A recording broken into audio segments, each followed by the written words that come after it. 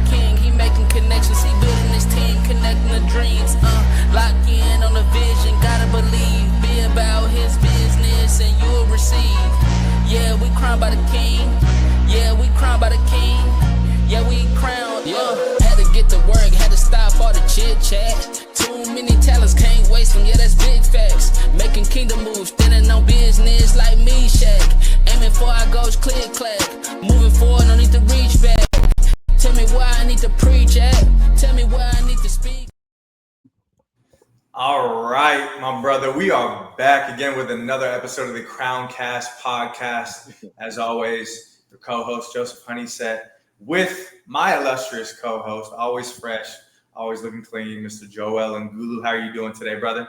Man, blessed and highly favored. Love it, man. Love it. This is a pleasure. This feels like family. And first, I want to just publicly thank Paul Getter. I mean, he's impacted all of our lives, and for the better. And so, super grateful for him and the kingdom connections that he provides. Because today on the CROWNEDCAST, I mean, we're blessed, man. We're joined with a man whose journey began in Vietnam, and ended up coming to the United States at 18 years old. And with nothing but a pocket full of hope and dreams. And over the past decade, this gentleman has immersed himself in the world of mental health, emotional wellness, and personal development, training elite professionals and leaders all across the world.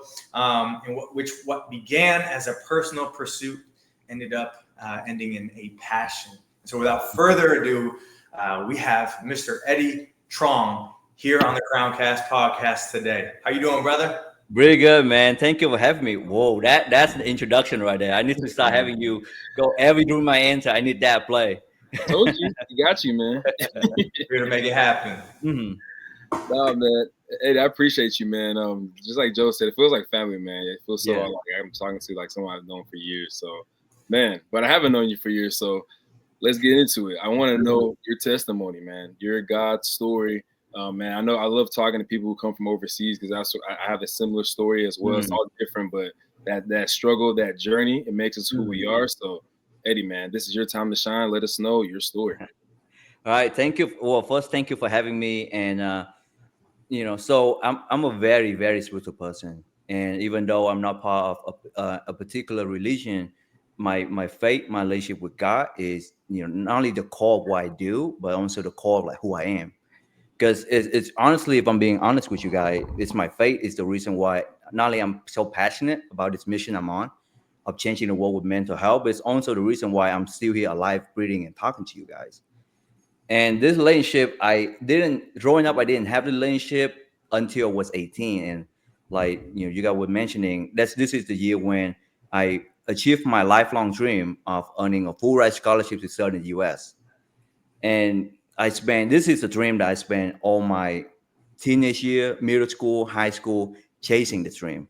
Very single-minded focus on it because, I learned the TOEFL, the SAT, trying to score on those high enough to be eligible for a scholarship and also keep a good GPA, being a good student. Everything I do in my life was for this dream. So I still remember the day. It was a February of 2012. That's when I get an email from UT Arlington, Texas in Arlington, that I got a full ride scholarship, and I was over the moon with this. I can't describe the feeling of working so hard for something, and while you're doing it, it felt like it's so far away. And that moment when you got it, that was clown eye. And a funny story too, I remember reading it and I say UT Arlington, Texas, and I was like, what's Arlington? Because as a Vietnamese kid growing up, a little bit. I know a little bit about Texas, about US, right? So I knew Dallas, I knew Austin, Houston, but Arlington, like what is Arlington? So in my mind, I was mentally just envisioning and preparing that this is going to be like, it's almost like a Western movie. People riding horses, tumbleweed, rolling around. I miss you at high noon kind of thing. And but I was happy. I was just happy to be there. And what I didn't know and what I couldn't prepare myself for was just how quickly this dream was going to turn to a nightmare, and how difficult it really is to to leave everything and everyone I knew behind to start, to be in a whole new country. And the first thing that really, my biggest struggle, my first biggest struggle was the loneliness and isolation. And I didn't, and this is something I didn't feel this the first day in the US. Actually, I remember that at the airport when I was saying goodbye to my mom and dad, my mom was hugging me and she was like crying because she was so sad that I was be leaving her. But I was just a naive kid. I was so excited. I was like, Mom, I gotta go. Like, I'm be on an airplane in a whole new country. So I was excited and happy for this trip. And when I landed, same thing. I was excited exploring new city. It wasn't until a week into my stay, it was a Saturday, that my roommate at the time was kind enough to invite me out and ask me to go with him to this almost like a local variety show. This is show where dancing, singing, uh, stand-up comedy. People would laugh, like everyone was having a good time, including me. But in the midst of having such a good time, it hit me suddenly because I started looking to my left and then to my right, and I realized that I knew nobody there, and that the next person I knew or the next person I called family was actually 10,000 miles away, and that I broke out instantly when I have that realization. And I think the worst thing about it too was I remember thinking, this is not a dream I can wake out of. Like, this is my reality for foreseeable future. Even after the show is over, I go home, go to sleep. The next day I wake up, I will still be all by myself in this whole new country. And that was that's a specific moment that everything went downhill after that. And after that, you're adding on to the language barrier, right? I knew how to write and read the language well, but speaking it, the spoken English is almost a whole different language. There's subculture. There's a different sense of humor. So all this culture shock was really getting to me, and I didn't know how to make friends because of it. I feel very isolated. Right. Then adding on top that the financial stress, the pressure to succeed. Uh, the requirement for my scholarship was I have to maintain a 3.5 GPA at all time, otherwise I lose it instantly. And for I was just so afraid of it because that's really hard to do. And Yeah. for the first time for my first semester to ever take a test in English, learn, go to school, take knowing English and everything, I was just stressing out because I have a constant nightmare over and over again that I would lose a scholarship and I would send home and see the disappointment and sadness in my parents' face. That crushed me. Mm-hmm. So all of this adding up together, uh, that was a mess. I still remember I was in this tiny apartment and I have what I call is many dark nights of the soul. These nights when I came dangerously close to just give it all up. And I remember like every single time this happened, I have this when I came really close to making that decision of giving up. I hear a voice. I always hear a voice, and the voice is so weird to say, but I can hear it almost as loud and as clear as I'm hearing you guys talking to me right now. And the voice say one thing and say over and over again. It say, "Don't give up. There's purpose to this. Don't give up. There's purpose to this." And even though there's not everything in my surrounding environment was telling me, pointing to the fact that I should give up. It's just telling me, it's like, why are you suffering so much? I still choose to listen to this voice from here. Not even about like being left that the voice came from a power much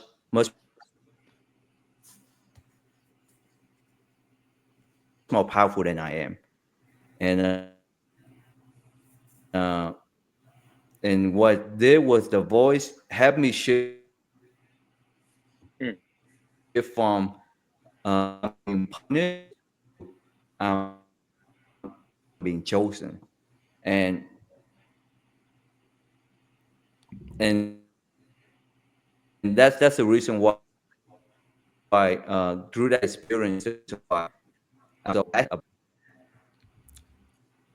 yeah Hey, about what Eddie. my mission to be an Eddie, real quick. You're lagging on my end. I don't know if it's on Joel's end. Joel, is he lagging on yours? Yeah, it was pretty. I was trying to let it go to come in and go out, but it got Yeah. to the point where it's like not working. Yeah. I can hear Can you you guys now. still hear me? I I can can hear hear you. you, but it's like lagged. It'll come in lag slow, then it'll pick up Yeah, everything you're saying, then it'll stop again. yeah, it's like lacking. Yeah. Are we lagging on your side too? I guess we answered that question. Hmm. It was working perfectly. Oh, yeah, it was perfect before. I guess, man. We'll just can you cut this and like Yeah, continue? yeah. No, we'll edit it. Yeah. All right, let's stop it. Stop the live. And you wanna just pick back up to it, or Yeah, we'll just pick back up and then, um, yeah, where he stopped last. I guess where he was at. We're just thinking where he was at. And we'll just have to pick it up. here? Let me do this. Can you guys still hear Okay. me? Now we can hear you. You were frozen for like a good 2 minutes. I think Yeah, you're good. what are you guys saying each other lacking, or is it just me? Because yeah, Now it's like going a little bit better. Now it's good. Yeah, I think we're good. yeah. Yeah, now we're good. Okay, yeah, we're back. We're back, baby. Cool. Hey, that's Just go happening. back Just like roll with 2 minutes. Yeah, 2 minutes of when you're talking about your, almost ending it. I think that's probably a good place to start back up, and then Yeah, we'll edit it, and it'll be like nobody could tell. yeah. So because of all this struggle and all this pressure and everything and all this isolation, I remember I have many what I call now is the dark nights of the soul. This is when I was all by myself in my little apartment room, and I was just crying in tears, and just there's something in me that just want to give it all up. And I remember that the giving up wasn't the difficult thing, but it was the trying to hold on to life. That was the most difficult part. And in the midst of all this, I hear, without fail, I hear a voice that almost as loud and as clear as I can hear you guys talking to me right now. Mm. And the voice say just over and over again, say, don't give up. There's purpose to this. Don't give up. There's purpose to this. Mm. And I knew that voice didn't came from me. I knew it didn't came from here or from here.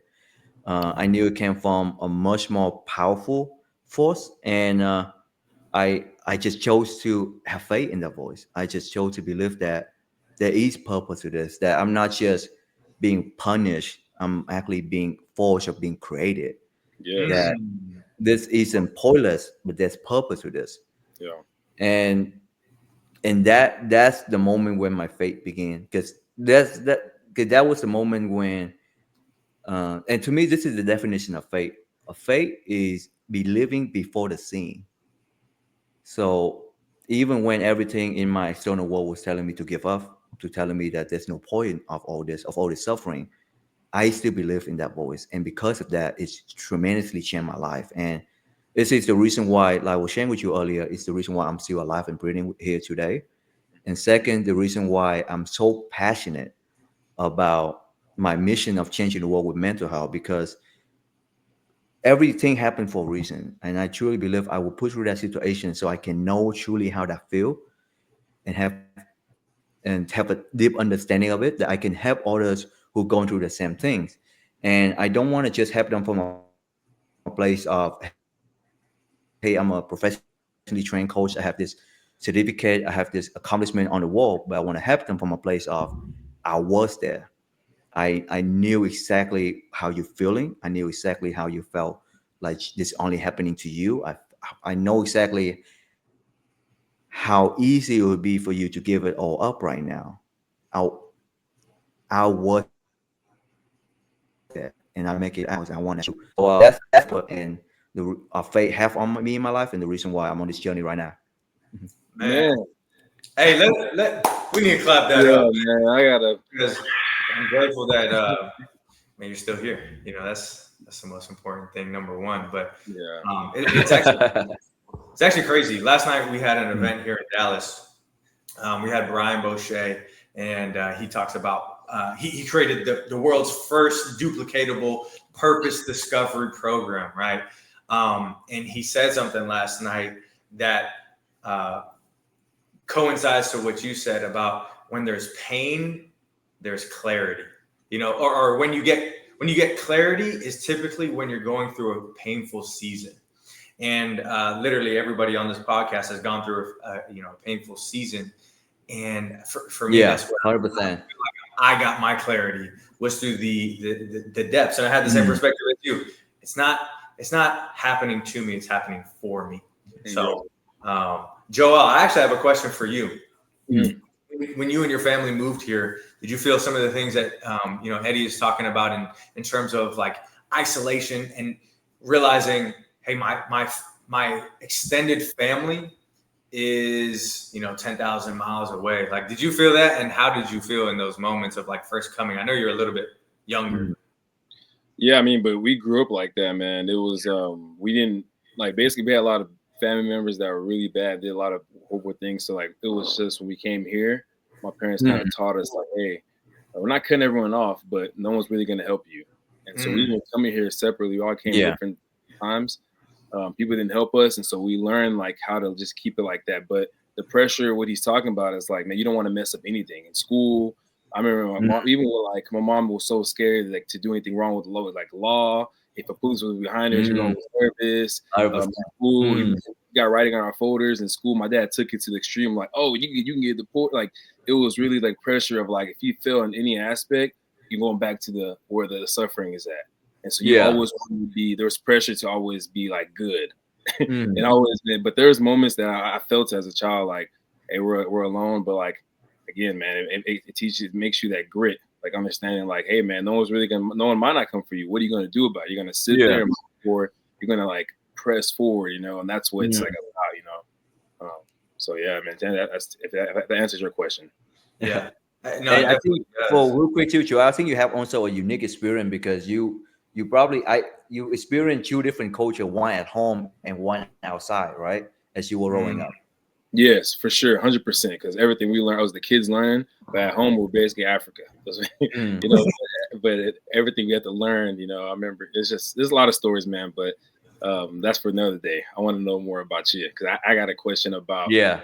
On top of that, a big part of it, not just education and the performance, it's really the social part. Like the part you talked about, you have any friends, and the Bible kind of talks about this. I'm paraphrasing, and Proverbs talks about how it's the importance of being closer to your neighbor. And then summarizing, saying like, be close with people where you're at, because you might be in a situation where you're in a different city for a whole year. What are you going to do about it? You got to make friends. You got to have those connections, because when things happen wrong, you got to follow those people. But you have to learn how to be social. You got to put yourself in those situations. So like for you, Eddie, how did you get out of that? Because you said you experienced that, but I just want to know, what did you do? Did you start just going out talking to people? Did you go join a group? Yeah. Yeah, 100%. I mean, in Vietnamese, we have this saying that's translated to next door neighbor is closer than distant relative. Meaning it's the people around you become like your real family. And like I was saying, it took me quite some time to get out of my shell. And because the number one thing is my sense of humor was how I make friends and connect with people when I was growing up. But the sense of humor in the US is completely different compared to Vietnam, right? I've learned that in the US, American, especially in Texas, you get a very sarcastic, which is something I struggle with a lot because we didn't have that much. So, I learned the hard way that if somebody say, man, you a smart cookie, aren't you? They don't really think you're a smart cookie. I learned that the hard way. Exactly. And he was like, oh, thank you so much. So, yeah, just those things. And also I remember another different sense of humor was in my culture, right, we all love mom. Every culture loves mom, but in my culture, we really respect mom and dad. So to insult someone mom is like a very serious issue. But in the US, it's, that's your mama joke, right? Your mama this, your mama that. So I remember being very, very upset at this one person who was making this joke, to the point I'm almost like somebody can see I'm this tense and this anger.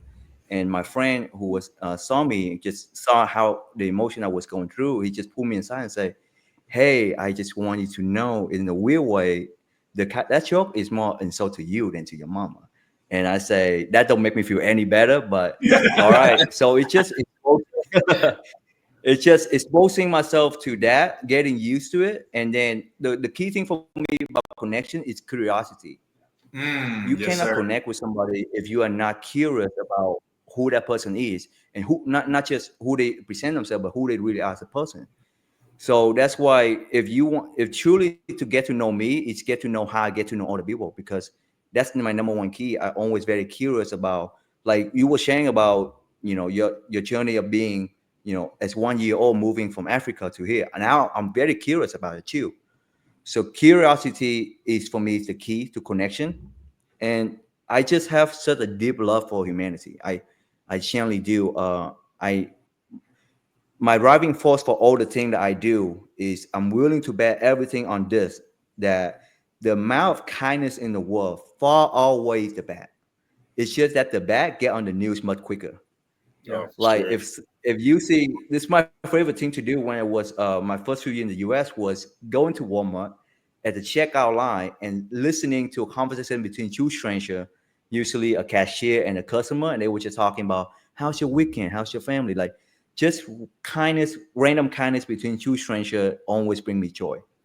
But those moments of kindness, they don't get on the news. But two guys fighting outside Walmart, you see it at 6 p.m., 5 p.m. Everywhere. So yeah, so I willing to bet everything that the true kindness far away the bad, and that's the reason why I have such a deep love for people, deep love for connection,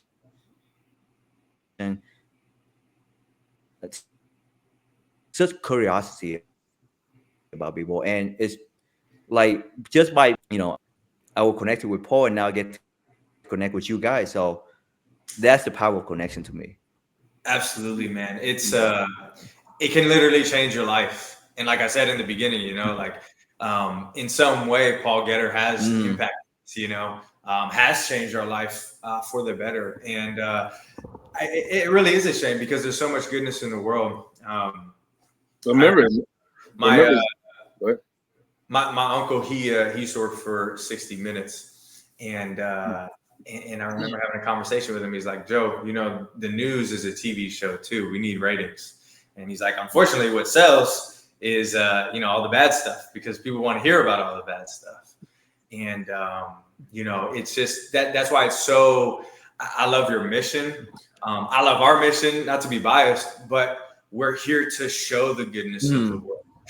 We're here to show the goodness of who people truly are, right? And so I think that's truly amazing. Joel, go ahead. No, I got excited because when you said the curiosity thing, that's it jumped at me, because even Brian mentioned that last night at the event. Like, that's the key to networking. It's like, if you can ask questions, just be there and be a sponge, but actually like intrigue really who that person is, like go deep with it, So, and I'm that's naturally what I like doing. I always do that. So people used to always like, "Man, you ask a lot of questions." I'm like, honestly, man, I'm just trying to get to know you, because that's the only way I'm gonna like know how I can help you truly and all that. And so, but like I didn't understand that. It was just something I just did. But then when I started reading books, understanding that curiosity is the key to like connection and networking. If you ask the most questions, the more connection you will make with that person, the more it's a trickle effect, So I just wanted to highlight that, because that's something I've been thinking of lately.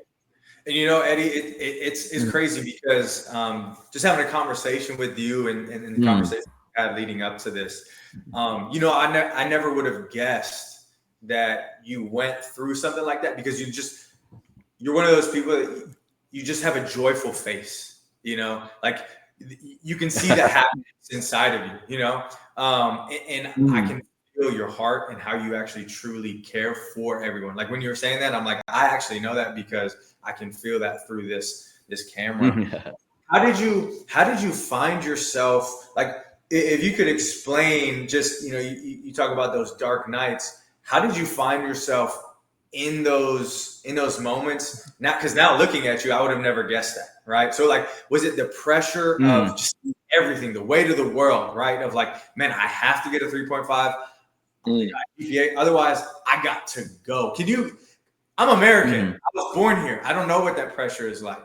And so I'm genuinely curious about just what contributed to, man, maybe I might just end it all,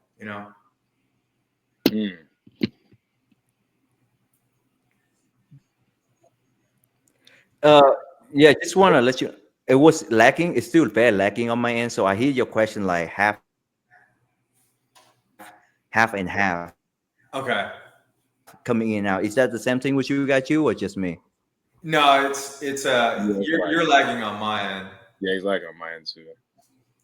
Yeah. So we're lagging on your end too. Like both of us are lagging. Like you see us lagging. Yeah. Are you guys lagging to each other? No. Joe's not lagging to me. Yeah, Here, let me do what I did last time. It worked. So I wonder why.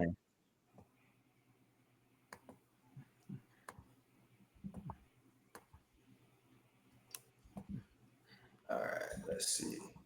How about that? Can you hear us? Real time. I think you're good now. Oh, you can't hear me. I think it's just late. Yeah. Yeah. I can hear you. That's late. Maybe you might have to change location.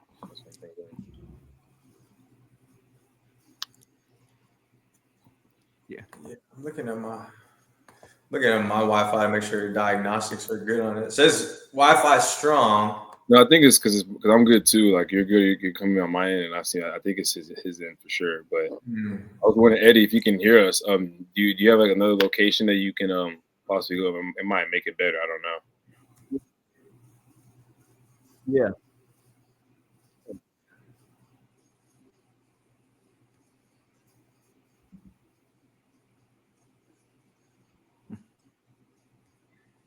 Dang. I mean, it'd be good to see the commercial coming back. So if we get to the commercial, come back. Because I think you were talking. You just have to repeat what you were. Yeah, I'll just repeat the question. A question, but I guess you could do the commercial question.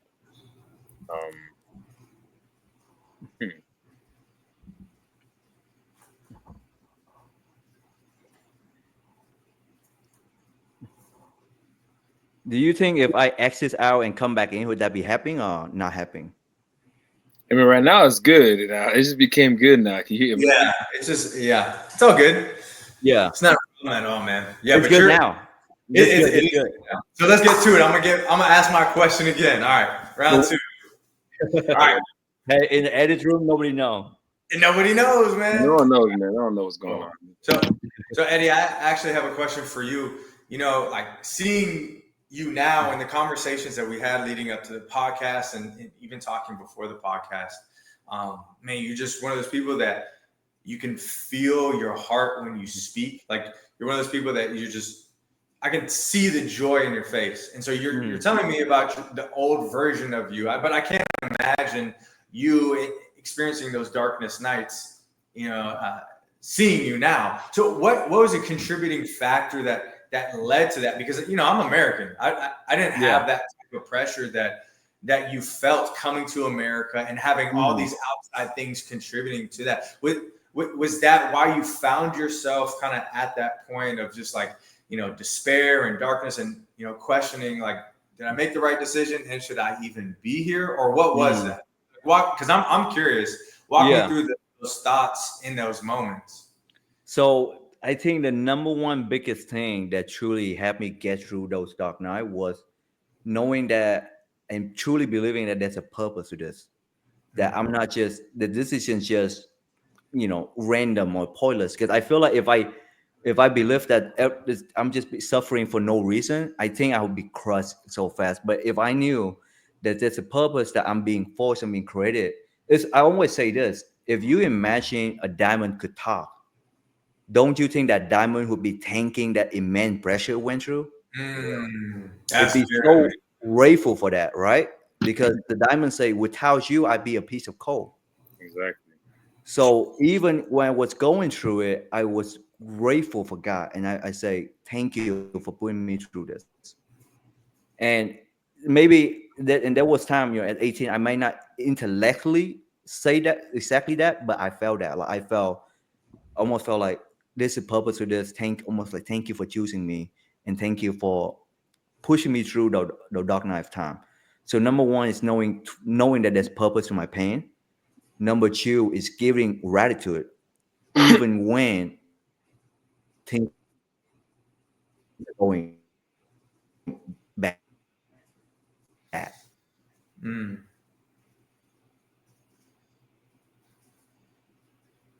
So it's not just easy to give gratitude when things are going well and we having such a good time. But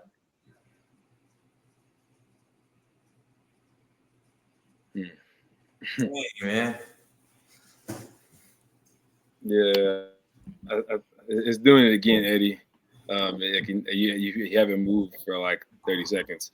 can you hear me? I think, yeah, now it's coming in, but I think maybe changing the location. I'm telling you, that might be the.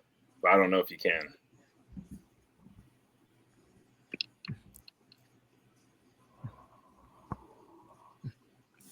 You know what we should do? I don't know. Can you hear us, Eddie? Still Now I'm lag. here perfectly fine. It's good for a little bit, and then it's lacking. Am I lacking now? You're Now good. it's good. That's Perfect. I don't get it, man. Yeah. I don't get Yeah. what's going on. I'm like, man. Let's Is it my Wi-Fi? Because my Wi-Fi is showing that it's full strength right now, but Yeah, so is ours. I Yeah, don't. so is mine. Mine is good on my end. It's only ever happened one other time. yeah. Um, while we were recording, but he was in the middle of Montana, so that we kind of blamed him for that. But I mean, we could let's keep on pressing, Joel. Because I can edit this to make it sound like he finished his question or finished the answer to the question, and then Yeah. we can just go straight into an ad read, and then boom, we'll come back with another question. Yeah, let's go. Okay, so I'm where was I before I black out for you guys? You were talking about being grateful So for. I'm just It gonna was like continue. close to the So diamond. for me, it's number one. Yeah. Mhm. Hmm. You're good now. All right. So yeah, I can hear you guys now. I see you guys. So as I was saying, so one is knowing that the purpose of my pain, and then number two is giving gratitude to God and to the universe, even on the moment of darkness. Because the difference was when I was before I felt faith or before I stopped believing the voice, I almost felt like everything have this like dark color to it, like that Mm, dark feel to everything. And after I after I have those different night and make it on the other side, I started giving thanks, even when there's nothing to be, in my mind to be thankful for, but I start thanking for, my arm, my health, the fact that I'm still able to walk around, Yeah. jump, do anything I physically want, my breathing. So start giving thanks to the very little things that I take for granted, make a huge difference in my life. And man. it's almost like the more I give thanks, the more this dark color filter that was on the whole world start dissipating and start seeing the color of it. And community connection, start putting myself out there, and start accepting that there's going to be some connection and some conversation that will hurt my feeling, and be okay with that. Yeah. And yes, and those are the thing. And after that, I start researching so much about personal development, mental health, because for an 18-year-old kid who never know about mental health, it's a whole different world. Like, how do I stop being sad, or how do I stop thinking so much? Right? Those are the questions that almost felt like there's no answer to. But by learning and self-teaching myself, I start from watching YouTube video, those things, and then somebody recommended me to Tony Robbins, then Brand Bashar, and then get into more spiritual teacher like Eckhart Tolle, Michael A. Singer. Those people, those are the things that give me the intellectual knowledge of how to handle what's going through, and understanding that what I'm going through isn't unique to me. Is we all have this feeling. Absolutely, man. I love what you said and how you're talking about gratefulness, right? Mm, Gratitude. I actually like.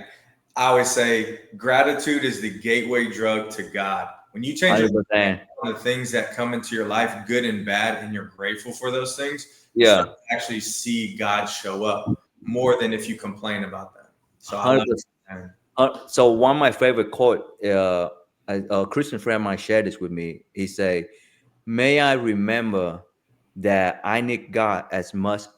I need God on my good day, on my best day, as much as I do on my worst day." Man. And then he also added another phrase was that, "Also let me remember that my worst day with God is much better than my best day without God." So, Yep. so just always being grateful, whether it's good or bad, that has been the key to not only my success, but who I am as a person. Yeah. And, Mm. and I see the reflection of that. That's what's so amazing. Yeah. Yeah, I mean, yeah, life is crazy, man. Too many distractions, too many Mm. stressful things, man. I mean, this reminds me. Let's pay the bills. All right, Yeah. let's go ahead and do that. So, speaking of stress, life's too short to stress about cleaning. Help Mm. My Life Cleaning will give back your time and spotless home and fresh spaces every time. Call Mm. 817-914-5869 or visit helpmylifecleaning.com Mm. today and let your help shine. Let's go, man. So Eddie, you were talking about all these people that inspired you and helped build you to now. Mm. It sounds like go and impact the world. You know. Mm. So I want you to break down ERA. I love that, man. Yeah. I love how you consider yourself an ERA coach. Mm. So for people that don't know you or don't know what ERA is, Mm. mind going into some depth about that, please? Yeah. So ERA is actually an acronym for empowerment, rediscovery, and awakening. Okay. And every time I share this, I always say I didn't just Google three random inspiring words and put them together. This is actually the framework, the coaching framework and philosophy I developed and applied not only to my client but also to my personal life. Because the first step of everything, of every journey, is empowerment. Mm. Because so often in life, and especially in time of difficulty, we feel powerless. We feel like change can only come from without, not within. That's why we say things like, I'd be happy once I get this new job or this new relationship or this car. So we always wait for either a chance in circumstances or somebody come in our life and rescue us. So at the beginning of a coaching relationship, I always emphasize that the power to change, the power to transform is always being within you and can only be within you. I can only be here as a guide, but that first step that you take, it has to be you. It has to be you have to take that step. And and then a lot of people ask me, well, how do you empower someone, right? Empower is a nice sounding word, but how did you actually do that? The key thing of empowerment is when you use acknowledgement, not compliment. Compliment is saying something nice to make the other person feel good. Or like if I say, Joseph, man, that's a nice shirt. That's a compliment. Acknowledgement is pointing out to the other person their strength that they are too close to see. I guess acknowledgement would be like, Joseph, the way you show up despite everything that you're going through and not giving up, that's strength. The Mm. way that you sit with your emotion and just stay still, that courage. pointing out the little thing that we do that we too close to see, that's acknowledgement, and that's how you empower someone. And then the second step, once we empower, then we go into discovery. This is when we discover who we are, and to know who we are, we first have to know who we are not. We are not our job, we are not our social status, we're not how much money we make. And I'm saying all this. This is my way of saying, you shouldn't be chasing that, or you shouldn't be striving for external things. But you have to be careful in not identifying who we are through those things. Because if we identify ourselves in feeling measured in impermanent things, we risk being just as impermanent. Those things come and go. Yeah. But this is what we have to anchor in our value, in what is important. So the kind of question I ask in my coaching session is, what's important about to you? What about that is important to you? What values do you have, right? Because those, when we get clear on that become the guiding compass of everything we do in life. Yeah. And then the last step is awakening. This is when we awaken to a true purpose and true potential in life. So this is where we are clear on what is a fulfilling life to you. What purpose and what mission are you on right now? What impact would you want to have on the world? So this is a radical step. But the thing is, I love to sit here and tell you guys that it's a linear process, that you go from step 1, 2, and 3. It's not. And sometimes you go zigzag, sometimes you go in loop, sometimes you go from one back to the other. And and it's different for everyone. That's why I genuinely love doing what I do. I love coaching because I get to witness that for every single one. I get to watch that unfold, and that's very fulfilling to me. And so that's the meaning behind ERA. But a funny side story was when I came up with trying to come up with a name for my coaching practices. I was asking my sister, who been supporting me about mental health journey since day one. I mean, at 18, when I shared with her this, she been supporting me then, even when my family still don't understand, because Asian parents, they know engineering, doctor, mental health. Yeah. How do you even make income from that, right? Yeah. So, but my sister had always been supporting me since day one. So I asked her, "Hey, give me some name." And I love acronym. I love like initial. Right? I love like NBA, NFL, everything in 3 big initials. So I'm like, I like that. So she say, "What about ERA? Error?" And I say, ERA, okay, error. That's good because it stands for empowerment, discovery, and working. Oh, that's the exact framework that I use. And it's also spelled error as you step into your new era. So I was like so grateful for her for this. And about just recently I asked her, like, hey, by the way, how did you come up with the error thing? And she said, oh yeah, Taylor Swift was having her error tour. So that's how I got it. So I came to find out that my coaching name came from Taylor Swift. So shout out to Tay Tay. I love her. he's a certified Swiftie. Yeah. No, that's incredible, man. You're literally doing God's work, right? Like people identifying who they are, right? Like, what is our identity? I love what you said. Firstly, you have to figure out who you're not. And everything you mentioned, status, job title, car, right? The watch, all of those things, the world tells us that gives us identity. And we walk around with these things, we prop ourselves up. But when you focus on those types of things, status, money, you still end up being empty inside. And that's why people always say, like, oh, I don't want to be rich, because, being rich, like, so those are some of the most miserable people. And it's true to an extent. It's just a reflection of who that person's character was prior to getting all those resources, the job title, the parking spot up front in their building. And they never found it. They worked hard. They did what they needed to do. But we all have a hole in our heart, and it can only be fulfilled and filled up by God. All these other things matter very little. Or literally, they don't matter at all. At the end of the day, it's about God, right? Because when we leave this earth. And so what you do, you help people understand, hey, I know this is going to be completely counterculture. Everything that you've been told about why you should be doing what you're doing is actually not who you are. It's just a part of it's a byproduct of everything that you've created. So I think and here's the thing too. I want to make this very clear. It's external thing is not the evil, right?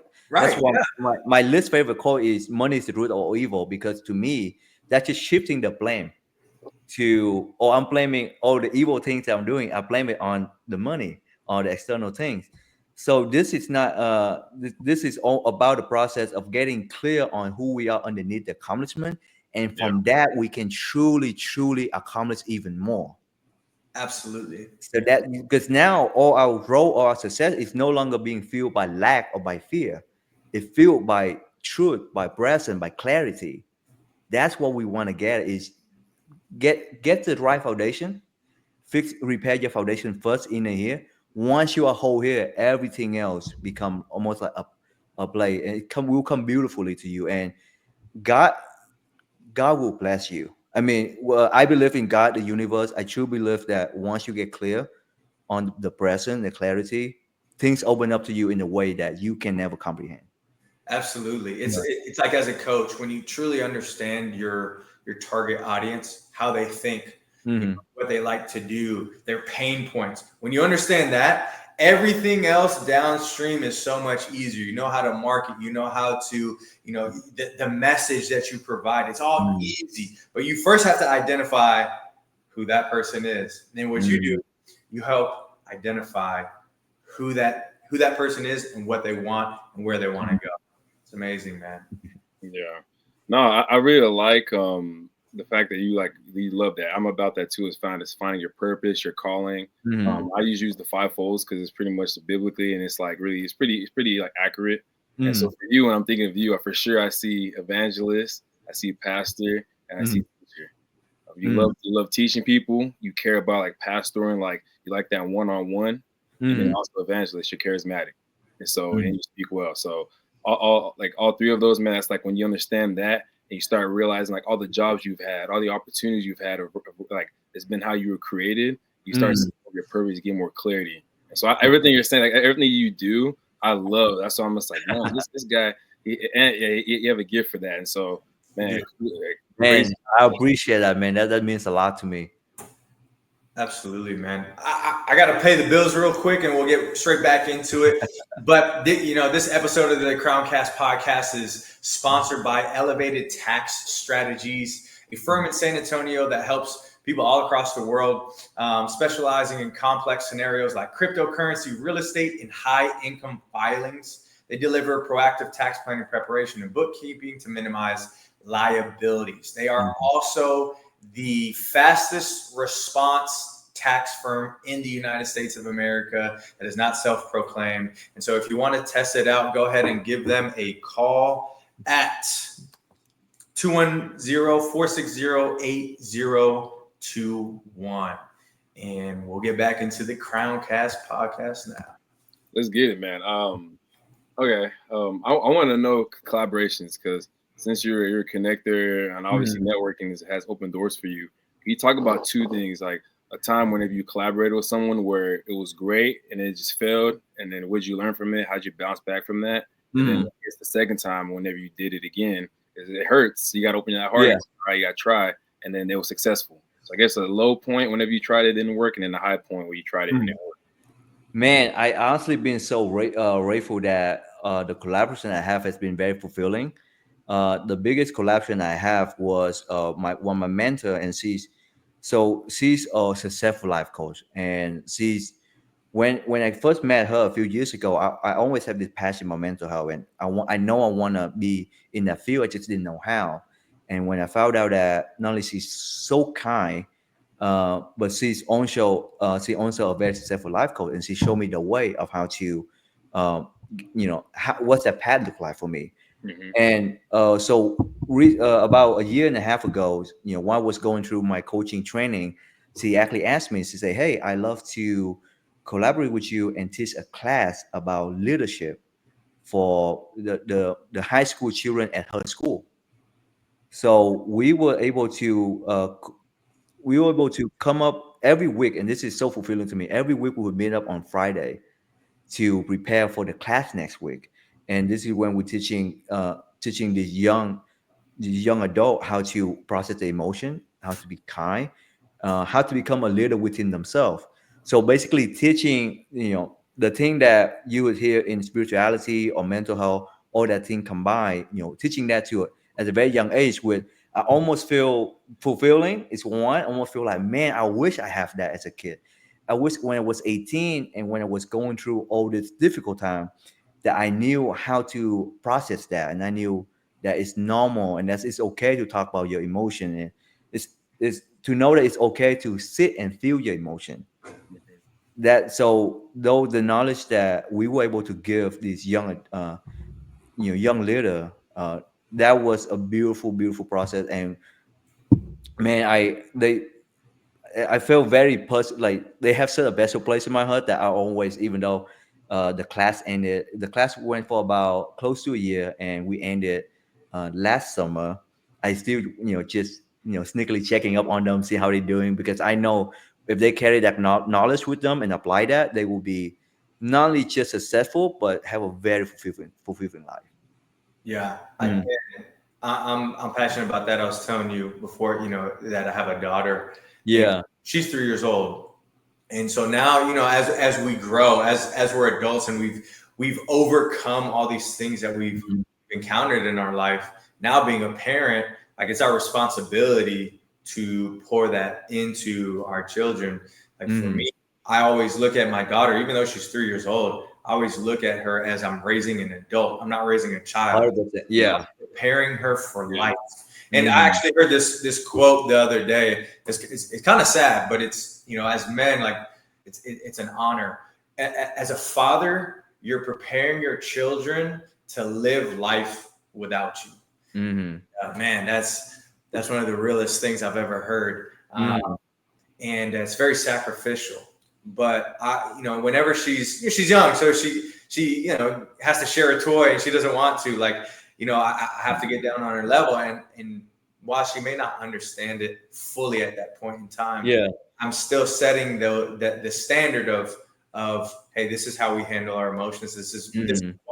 why we do these things. Yeah. And this is how we prevent this, right? And walk through that whole thing. So I love that you do that, because for me, I get to do that every single day. It's passionate, but most children don't have that, because we live these fast lives as parents. Yeah. I'm sure, like, I love my parents. They were great. They never, like, really talked to me about my emotions and how to really process that and how to counter those things. So what you're doing with these children, I mean, I hope in, like, the next 10, 15 years they reach back out to you and they just, Yeah.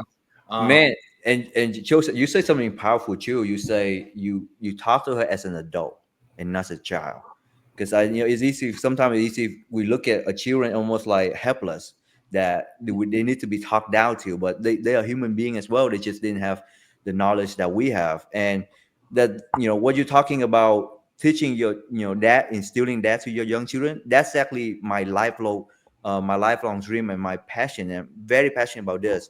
Everything I do is for this one mission I have. I give myself a timeline even when I'm 60 or 70, because it's a big goal for my life. But that is to instill mental health education in our educational system, to mm, teaching young children, because young kids are very, not only they are sponge, they absorb information like there's no tomorrow. Like yes. like Joel, you came in at one, and I bet you knew two language, and you pick it up like that. Yeah. So if I was to learn another language at my age right now, it'd be very challenging. But kid, you can just listen and feel, and they got two language just like that. So I always believe that children, and it's not what my belief. This science shows children are very intelligent. And another thing is, for us, we as an adult, for me personally too, I have to go through all this thing, all this 18 years or more of going through all this trauma and hardship, not knowing how to deal with it. And as a young adult, I start learning how to pick it back up. And because of that, the process has been very challenging. So imagine if, as a young child, we have this tool already, and it's ingrained in us at a very young age. And this is not about you have to learn how to understand anything too much, but understand that how to process emotion, how to talk about it. This is okay to talk about. If we have these skills at a very young age, how much farther can we be in life? Yep. So this is my mission, and I know it's not easy to do this, but I almost have this dream and vision of one generation of kids growing up with this tool, and then the next generation, not only they have the benefit of the knowledge, but they have a benefit of having a parent generation who knew this knowledge and these tools, and that can instill in them. And the next generation after that will be better and better. So obviously, it's not utopia when there's no issue. That's not what it is. But at least we have the tool to handle the things that life throws at us, and that's why the collaboration I did with my mentor, we came by a chance. I almost felt like God showed me a vision, like see a little glimpse of that could work. Man, that I can't wait to see that come to fruition, because I was having a conversation with my fiance earlier today, and I was telling her, I literally verbatim, I was like, babe, the traditional education system is cooked. You know, like, what are they preparing children for nowadays, right? Like AI has completely revolutionized how we approach even a job. Number one. But even before AI, it was already proven that the traditional education system in the world that we lived in weren't equatable. And in the sense, like the value of a degree lessened more and more and more, right? And, you know, if you have a degree, that's fine to anybody listening. That's awesome. That's not something that I ever did. But, you know, mental health. Imagine if you had the basic fundamentals, just like in health class, right? Just as like in science class. I remember things about like compounds and elements. But if you had tools for real life, for real application of life as an adult, and it was mental health, think about it. Suicides would go down. Murders would go down. Divorce would go down. Childhood trauma would go down. Like literally, that's why I want to see that come to fruition, because you will literally change generations upon generations. And that, like you said, it's not a utopia. But it will be a better place because there's 100%. And it's so that's why I'm passionate about it, because you know I want to create, because to me legacy is not somebody remembering me, but legacy to me is what can I create that even long after I'm gone, it will continue to make the world a better place. That's to me is true legacy. And we already teaching about health. You know, we teach PE in every school at a very young age, which is physical health. So now let's also teach mental health at a very young age. And we work out, and we work out our bodies, but the most important thing is right up here, right? We don't work out our mind as much as we should, you know. Yeah, I mean, the devil attacks the young kids, man, the young generation, because that's what he goes after, man, because he knows like that's the next settle for the next generation, you know. So it's getting worse and worse with like Gen Z, and then I don't know what's after that. I forgot what the name was, but the stuff they're teaching, the stuff they're watching, everything is like twisting them. They're getting it too early, you know. And so, and that's why I love what we do at Crown, because like we connect like what God says, His Word is Crown, and also with business, also with ethics. So like Proverbs, man, it's a great tool for young men to start, because it talks about like everything you're talking about, Eddie, right? It talks about your parents like doing the right thing, understanding that God is leading you with the fear of God. It talks about so many different tools, but it really emphasizes young people like, hey, get this early, because God knows there's a time clock. You have to get married. There's only so much things you can do for God. So if you start early, you'll know your purpose and your calling. But the devil keeps us like late, man. People don't bloom, especially in the West, people don't bloom until after like 25, actually 30s, you know, now. You know, so it needs to be, I don't know, it needs to be changed. And that's what people like you, your gift as evangelists, like speaking about it and like being bold and being gifted in that and actually doing something. It's powerful, man. So I love it. You know, I mean, just imagine as a young kid learning about faith and learning about gratitude, right? I didn't know about gratitude at a young age. Just simply saying thanks, you know, to life. That's make that. Imagine we knew how to do that at a very young age. How much more impact can we have, right? Absolutely, man. And you did in school, like we did the pledge. The pledge is great. I will always honor the pledge is doing that. It's great. But like, what if like every school is like, hey, take a moment for next minute, we're gonna be quiet and do gratitude. And that was like mandatory. You know, that simple change itself would change the psychology of a kid Generations. Oh man, it's crazy. Yeah. You get me fired up, Eddie. Yeah. You got me fired up too, man. Bro, I said the education system is cooked, man. So we got to do something about that. But Yeah. Eddie, I wanted to give the time for you to let everybody know, number one, where they can find you, how they can connect with you, if they want to learn more about ERA and just all things Eddie. I just want to give you the floor to have you express that. Yeah, so I could be found on Instagram at Eddie Truong dash ERA. So it's Eddie Truong is Eddie EDDIE TRUONG under dash ERA, Eddie Truong era. And then I can also be found on my website www.eddiechuong.com. And so those are the two main places that where they can connect with me.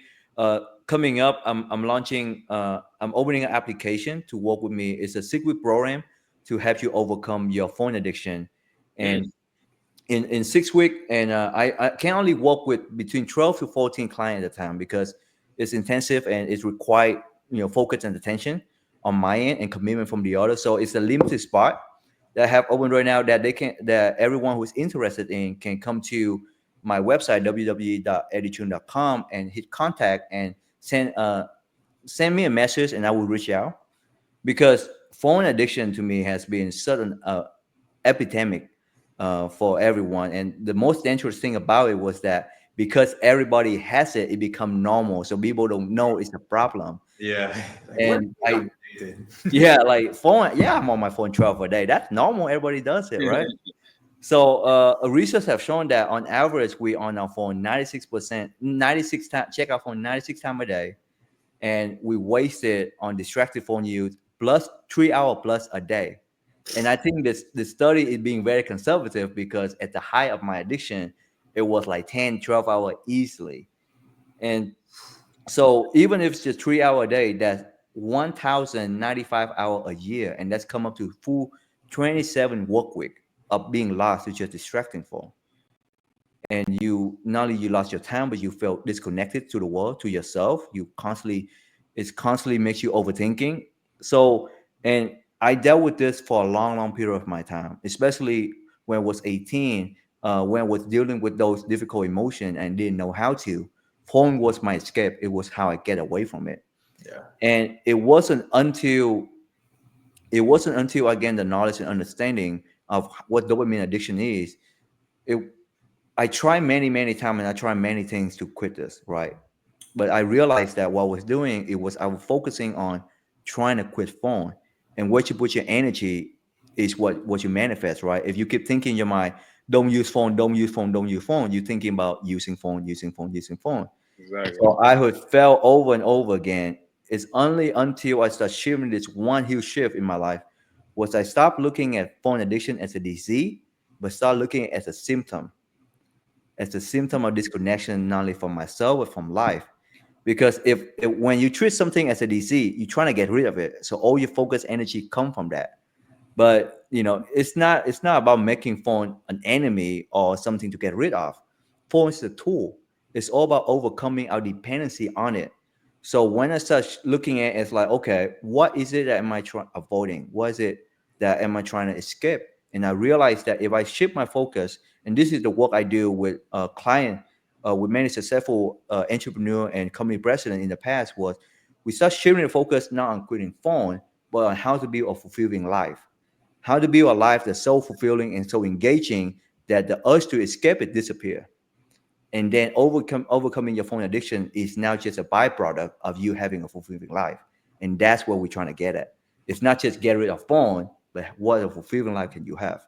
So this process is something I've learned and come up with using my knowledge and also personal experience of coaching other people and my own self-personal experience. So that's why I'm opening this up, starting application for upcoming September 25th is the start of the program. So anyone can apply right now. And like I say, I can only do 12 to 14. I wish I could do more, but I know I want result and I want all the attention and commitment to those who want to be committed. So that's what I have going up next. So really exciting stuff.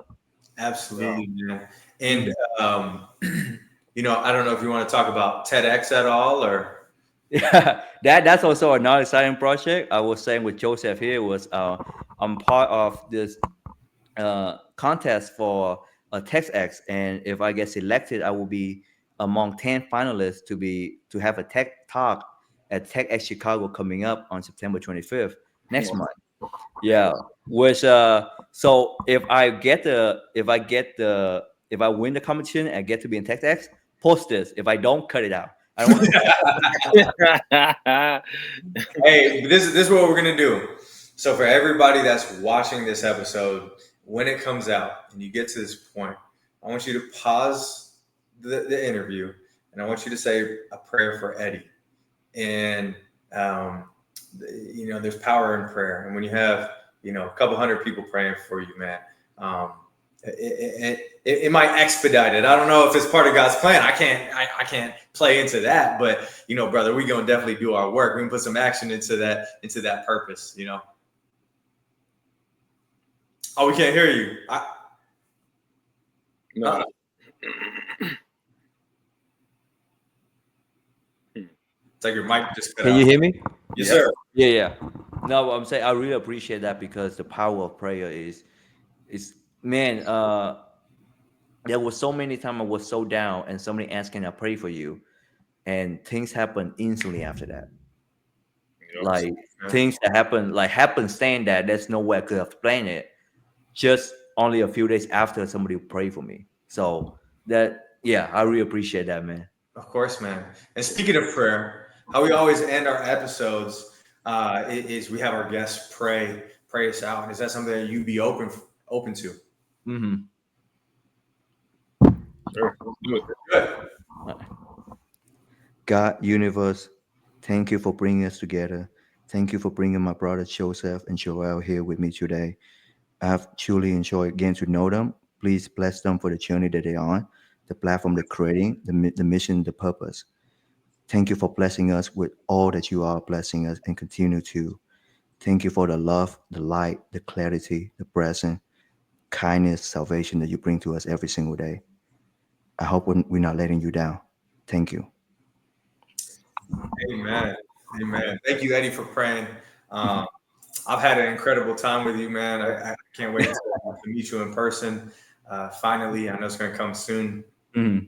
And just thank you for spending time and providing that impact today.